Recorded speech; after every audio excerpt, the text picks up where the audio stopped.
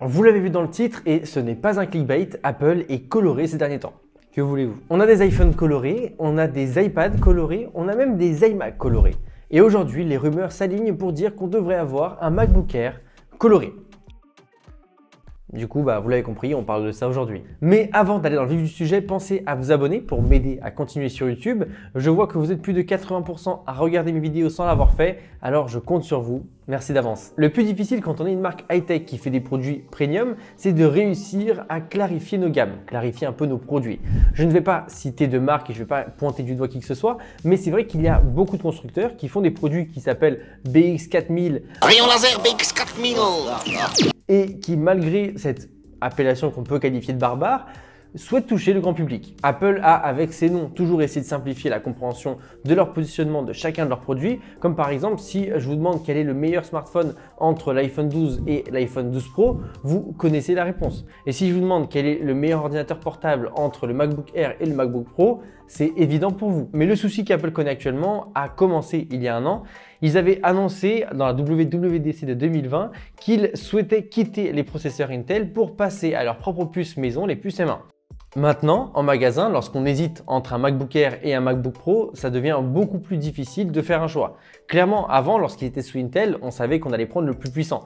Maintenant, avec la puce M1, ça devient beaucoup plus difficile. Non seulement ils ont des performances similaires, à quelque chose près, ils ont quasiment les mêmes écrans, quasiment la même autonomie, le design est dans tous les cas très compact, et le prix est malgré tout assez proche.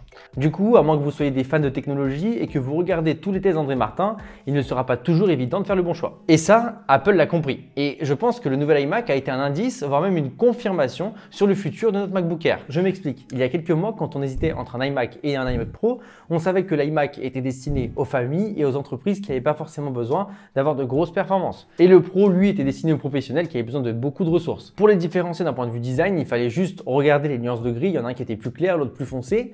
Alors qu'en 2021, ça a déjà pas mal changé. Le 24 pouces est devenu extrêmement coloré. Ils disent vraiment, regardez, je suis pour le grand public. Et on aura une version beaucoup plus sombre avec un design moins funny, mais un peu plus classe sur la version Pro. Ne vous inquiétez pas, j'en ferai une vidéo rumeur.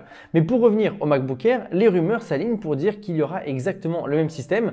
D'un côté, on aura le Air qui sera très coloré pour suivre un peu tout ce que Apple fait sur ses autres gammes avec l'iPad Air, l'iPhone et l'iMac. Et clairement, ça me semble complètement plausible. En plus, la personne qui a fuité le fait que les MacBook Air seraient colorés est la même personne qui avait fuité le fait que les iMac seraient colorés. Du coup, il gagne un petit peu de crédibilité, le monsieur. Il y a pas mal de rendus et je vous les montre ici. Apple souhaite prendre cette orientation en termes de design avec des produits clairs comme on peut voir avec l'iPad Air ou encore les AirPods Max. Par contre, il y a un débat, les gens ne savent pas s'il y aura des touches et un écran blanc ou si ça sera noir. Dites-moi ce que vous en pensez dans les commentaires, mais moi j'avoue être un fan de la version noire juste pour le clavier. Je trouve que le clavier blanc ça fait un peu cheap. Après, peut-être que je me trompe. Par contre, pour ce qui est des rendus, il y a une petite erreur, c'est qu'il se base sur le design qu'on a actuellement. Mais les rumeurs parlent d'un nouveau design un peu plus carré, comme on a l'habitude d'avoir maintenant avec Apple, mais qui garderait malgré tout l'identité du MacBook Air, sinon ça n'aurait pas d'intérêt. Il serait juste plus carré et ressemblerait plus à l'iPad Pro 2018 par exemple. Il devrait être légèrement plus fin et légèrement plus léger, mais je pense qu'on est d'accord pour dire que la version actuelle est déjà très compacte, ça suffit pour tout le monde. Et au niveau de l'écran, on resterait sur la même chose. Donc c'est plutôt bien, parce que c'est un bel écran quand même. Par contre, pour ce qui est des performances, c'est assez flou, donc je préfère pas trop m'avancer sur ça. On devrait en gros avoir la puce M1X sur l'iMac Pro et sur les MacBook Pro 14 et 16 pouces, qui garderait la même architecture que la puce M1, mais en gros, elle serait juste plus performante. Par contre, la puce M2 devrait apporter une nouvelle architecture et avoir une amélioration légère des performances par rapport à la puce M1. Mais la puissance du futur M1X sera dans tous les cas supérieure à celle de la M2. Dans tous les cas, si vous voulez un MacBook Air M1, sachez que pour 90% des utilisations, c'est largement suffisant, donc il n'y a pas besoin d'attendre la puce M2. D'ailleurs, je vous mets la vidéo test du MacBook Air M1 juste ici et vous verrez que c'est déjà très bien. Et ne vous faites pas non plus trop d'illusions par rapport à la puce M2. Certes, elle sera plus puissante que la M1, mais pas non plus énormément et elle sera moins puissante que la puce M1X évidemment. En termes de date de sortie, si vous voulez vous le prendre à la rentrée, ça sera malheureusement impossible. Il faudra attendre au minimum fin 2020, voire courant 2022. Donc comme ça, vous savez que vous pouvez y aller. Et clairement, le MacBook Air M1 est largement suffisant pour toutes les utilisations.